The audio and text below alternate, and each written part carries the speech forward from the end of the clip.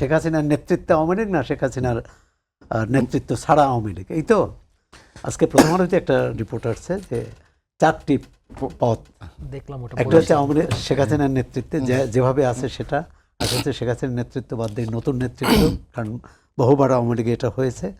আরেকটা হচ্ছে যে সময়ের হাতে ছেড়ে দেওয়া, আর হলো এই সন্ত্রাসী কর্মকাণ্ড। তো সন্ত্রাসী কর্মকাণ্ড কোনো সমাধান দেয় না।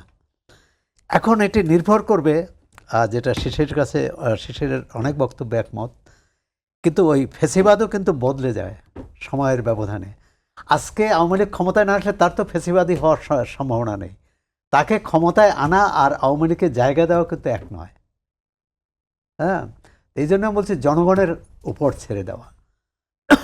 ধর 24-এ যে আওয়ামী লীগের উপর রাগ, ক্ষোভ, ক্রোধ ছিল, এটা আজকে কি আছে? কমে গেছে। কেন? দুটো কারণ। এক হচ্ছে গত 1.5 বছর আইনের শাসন, ন্যায় বিচার, উন্নতি, অর্থনৈতিক শৃঙ্খলা আনার ক্ষেত্রে সফল হয়নি সরকার। অন্তর্বর্তী সরকার হয়নি, এই সরকার তো মাত্র 4 মাস।